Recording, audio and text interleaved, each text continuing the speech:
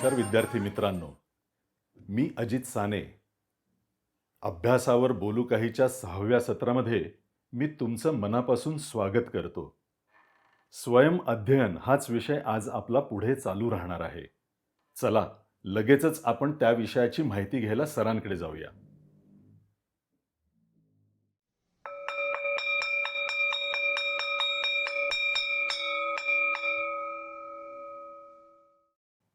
विद्यार्थी मित्रांनो, स्वयंअध्ययन किंवा स्वतः अभ्यास करणं याविषयी आपण बोलत आहोत.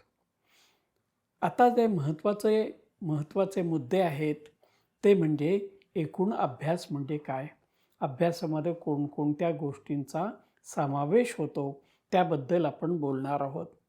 मित्रांनो, वाचन हा आपल्या अभ्यासाचा पाया आहे. तेव्हा वाचता आलंच पाहिजे. म्हणून तुम्ही 5वी 6वी 7वीमध्ये असताना एक सराव करा.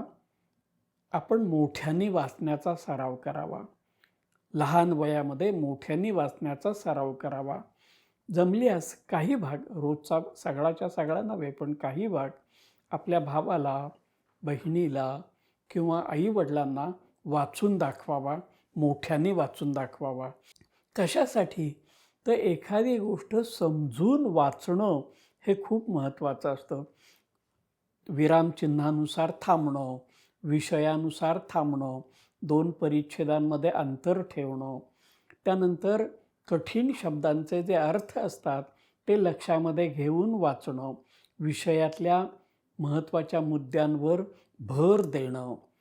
काही जोडाक्षरानं युक्त असे शब्द असतात ते मोठ्यानं उच्चार करणं, याला आपण म्हणतो प्रगट वाचन. हे प्रगट वाचन मधून थोडं अधिक प्रमाणात 5वी 6वी 7वीच्या काळामध्ये अधिक व्हायला हवं. आणि त्यानंतर आपण मौन वाचन किंवा मनातलं वाचन हे वाढवायला हवं.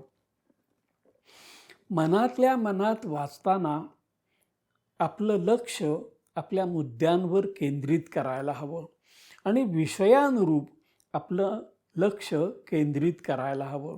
जे उदाहरणार्थ कथा कादंबरीतला उतारा हा मनोरंजक असतो, तो आपल्याला वेगानं वाचता येतो. पण एखादा विचारप्रधान पाठ असतो, त्याच्यामध्ये अनेक मुद्दे असतात, त्या मुद्द्यांचा एकमेकांशी संबंध असतो.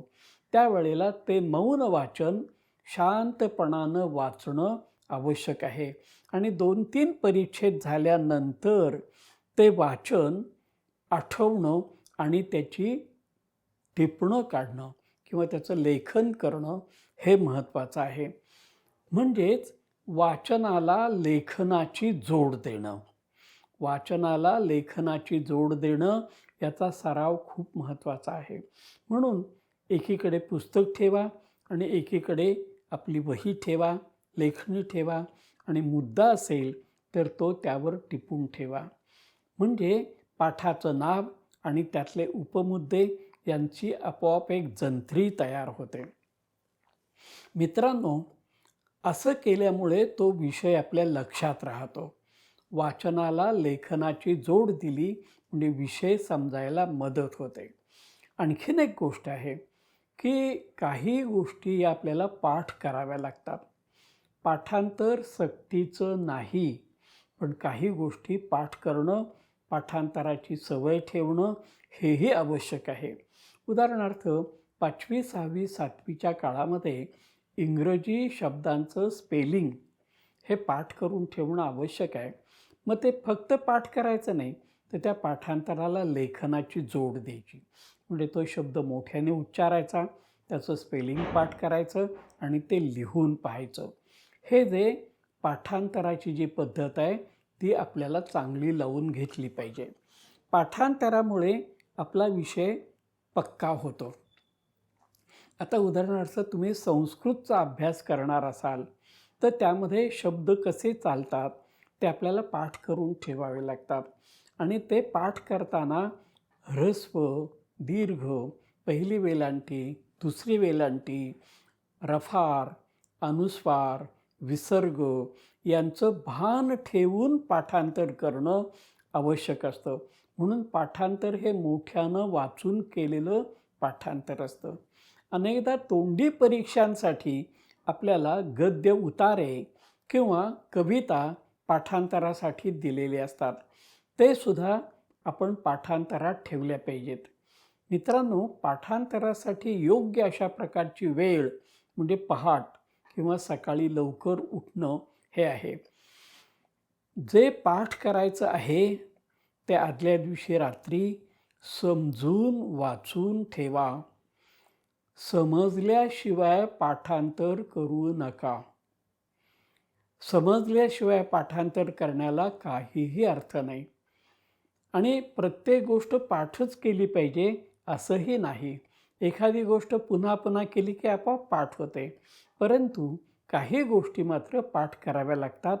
म्हणजे उदाहरणार्थ संस्कृतची सुभाषितं किंवा संस्कृतमधलं व्याकरण, इंग्रजीमधलं मोठ्या शब्दांचं स्पेलिंग, हे जे आहे ते पाठांतर आवश्यक आहे. पाठांतर ही आयत्या वेळी करण्याची गोष्ट नाही. परीक्षा खूप लांब असताना आपण पाठांतर करून ठेवायचं आहे आणि मधून पाठांतराची उजळणी करायची आहे. पाठांतराची उजळणी करणं म्हणजे पाठांतराचं दृढीकरण करणं. मित्रांनो, पाठांतराबद्दलचा एक विचार तुम्हाला सांगतो, गंमत वाटेल तुम्हाला. आपल्याला माहिती आहे की आपले बाबा कधी बँकेत जातात आणि पैसे काढून आणतात. बाबांना बँकेतून पैसे केव्हा मिळतात? जेव्हा बाबा बँकेमध्ये पैसे ठेवतात तेव्हा. पाठांतर म्हणजे अभ्यासरूपी बँकेमध्ये आपण ठेवलेली ठेव आहे. आपल्याला पाहिजे तेव्हा ती काढता येते. ज्या विद्यार्थ्याला श्रीमंत व्हायचं आहे त्यांना असं पाठांतर ठेवलं पाहिजे आणि आपल्याला पाहिजे तेव्हा ते पाठांतराचं धन काढलं पाहिजे. पाठांतराबरोबरच मनन आणि चिंतन महत्त्वाचं आहे. म्हणजे जे मी पाठ केलं ते आठवणं, त्याचा क्रम लक्षात ठेवणं आणि त्याच्यामध्ये आणखीन एखादा मुद्दा माझ्या मनानं घालता येईल का, लेखकाला हा विचार का सुचला याचा विचार करणं आणि हा विचार अधिक सुचला असेल तुम्हाला तर तो टिपून ठेवणं. म्हणजे सरांनी किंवा बाईंनी सांगितलेला विचार, पाठ्यपुस्तकामध्ये असलेला विचार, यामध्ये आपण घातलेली भर म्हणजे चिंतन. मुद्द्यांची जुळणी करणं, मुद्द्यांचा क्रम लावणं आणि अधिक मुद्दे समाविष्ट करणं हा अभ्यासाचा वरच्या दर्जाचा भाग समजला जातो. जे पुस्तकात आहे तेच उत्तरपत्रिकेमध्ये मांडणं हे म्हणजे हमाली झाली मित्रांनो. त्याच्यामध्ये स्वतःचे विचार, स्वतःचं मत, स्वतःची शैली याचा उपयोग करणं खूप महत्त्वाचं आहे. आणि म्हणून महत्त्वाची गोष्ट आहे लेखनाला टिपणांची म्हणजे नोट्स काढण्याची जोड देणं. अशा प्रकारच्या नोट्स या तुमच्या स्वतःच्या तयार होतात. आणि एक गंमत सांगतो, अनेकदा 7वी-8वीमध्ये असणारे पाठ किंवा विचार हे पुढे 9वी-10वीला पुन्हा आपल्याला उपयोगी पडतात आणि ते तुम्ही काढलेलेच विचार नोट्स म्हणून तुम्हाला उपयोगी पडतात. मधूनच थांबा आणि विचार करा, आपल्याला या परीक्षेसाठी किती पाठ नेमलेले होते आणि किती वाचलेले आहेत, किती वाचायचे राहिले आहेत, याला म्हणायचं आढावा घेणं. अशा प्रकारचा आढावा घेणं याला एक दुसरं नाव आहे सिंहावलोकन. म्हणजे मला आणखीन पुढे किती जायचं आहे यासाठी तुम्हाला एक छोटी गमतीची गोष्ट सांगतो. एक कागद घ्या आणि रकाने पाडा. विषयाचं नाव, पाठ्यपुस्तकाचं नाव, प्रकरणांची संख्या आणि एकूण पानांची संख्या. असा जर एक तक्ता केला तर तुमच्या लक्षात येईल की मला 8 विषय आहेत. त्या 8 विषयांच्या एकूण पुस्तकांची पानांची संख्या 700 किंवा 800 आहे. एकूण प्रकरणांची संख्या 40 आहे. असा एक विचार तुमच्या डोळ्यासमोर येतो आणि आपल्याला किती मोठा अभ्यास करायचा आहे, आपण कुठपर्यंत आलो, आपण कुठे आहोत आणि कुठे पोहोचायचं आहे हे आपल्या लक्षात येतं. अनेकांना फक्त एकच गोष्ट माहिती असते, तो म्हणजे चालू असलेला धडा. पण जो हुशार विद्यार्थी असतो त्याला माहिती असतं, मला 700-800 पानं वाचायची आहेत. मला 40-45 पानं प्रकरणांच्या रूपानं वाचायची आहेत. म्हणजे तुम्हाला ताण येत नाही.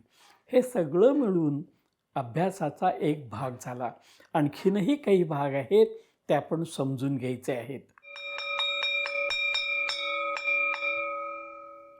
सरांनी आज आपल्याला वाचन, लेखन, मनन, चिंतन अशा काही महत्त्वाच्या मुद्द्यांबद्दल मार्गदर्शन केलं.